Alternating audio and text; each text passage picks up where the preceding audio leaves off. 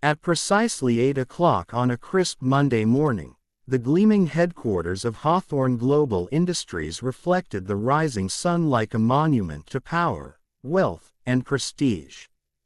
Employees hurried through the revolving glass doors carrying laptops and coffee cups, eager to impress executives who measured success by punctuality and perfection. Luxury cars lined the private entrance, security guards stood alert in tailored uniforms, and every detail of the towering building communicated one unmistakable message: only the elite belonged here. Amid the sea of expensive suits and polished shoes stood a woman whose quiet confidence contrasted sharply with the hurried crowd around her. She wore a simple navy blue dress beneath a neatly pressed gray coat, carried a leather folder instead of a designer handbag, and smiled politely at everyone she met. Her name was Angela Brooks, a successful entrepreneur whose calm demeanor concealed an extraordinary secret. Few people would have guessed that the soft-spoken black woman standing in the reception area controlled an investment company managing billions of dollars in global assets.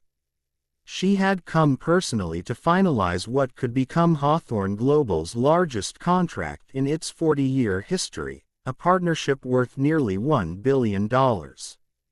Angela believed that true leadership could only be understood by observing how people treated others when they believed no reward awaited them.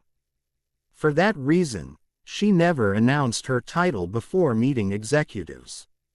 Instead, she preferred arriving quietly, watching carefully, and allowing character to reveal itself naturally.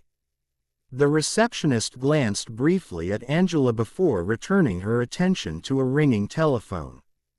Without looking up again, she slid a visitor form across the marble counter and said in a distracted voice, "Fill this out and have a seat.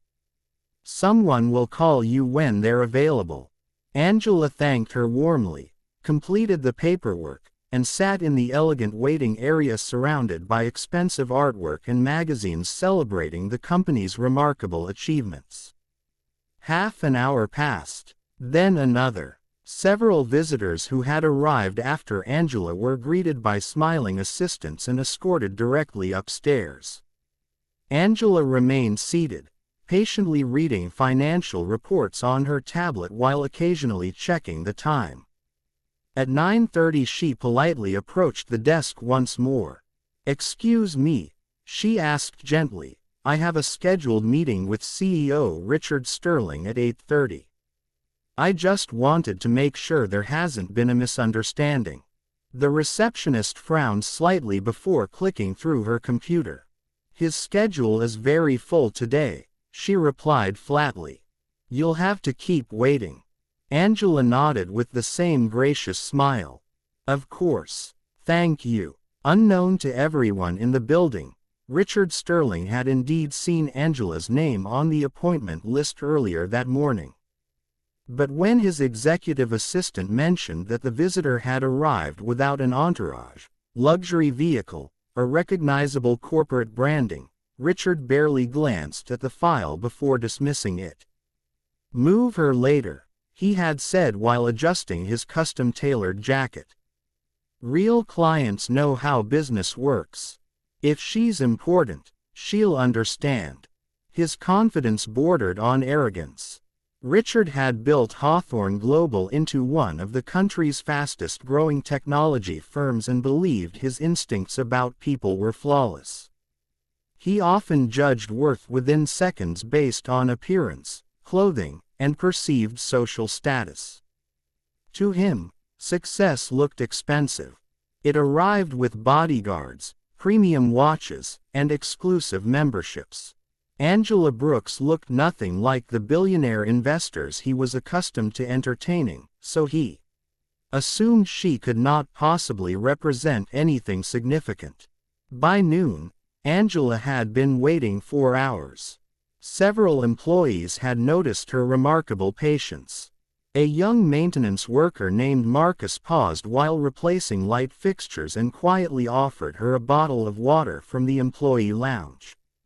"You've been here all morning," he said apologetically. I'm sorry nobody's helped you yet. Angela accepted gratefully. Thank you, she replied. Kindness always matters, even when people think no one notices. Marcus smiled, unaware that his simple gesture would soon become unforgettable. Meanwhile, on the executive floor, Richard Sterling hosted a lavish lunch with venture capitalists discussing future expansion. Expensive wine flowed freely while executives congratulated one another on projected profits. During the meeting, Richard's assistant cautiously reminded him once again about Angela Brooks waiting downstairs. Richard sighed impatiently. If she's still here after lunch, maybe I'll give her 10 minutes. He laughed as others around the table chuckled politely. None of them realized they were joking about the very person capable of doubling the company's market value overnight. At 1 o'clock, 5 full hours after arriving, Angela finally stood once again at the reception desk. Would you please let Mr. Sterling know that I'll be leaving shortly if he's unavailable? She asked politely. Before the receptionist could answer, the elevator doors opened. A sharply dressed man entered the lobby accompanied by 2 internationally recognized banking executives. The moment he spotted Angela, his eyes widened in astonishment. Ms. Brooks, he exclaimed loudly enough for the entire lobby to hear. I can't believe you're still downstairs. The lobby fell silent. Angela smiled warmly. Good afternoon, Danielle Carter, chairman of Continental International Bank, hurried toward her and shook her hand with obvious respect. We've been trying to reach you for an hour. Our board meeting is waiting for your approval on the Singapore acquisition. Everyone upstairs assumed you were already with Mr. Sterling. Angela answered calmly, unfortunately, I've been waiting since 8 o'clock. The color drained from the receptionist's face. Nearby employees exchanged confused glances. Daniel looked around in disbelief. Waiting since 8. But you're Hawthorne's billion-dollar strategic investor. The words echoed through the marble lobby like thunder. Several executives stepping off the elevator froze mid-stride. One whispered, "Did he say billion-dollar investor?" Another immediately recognized Angela's name from international financial news.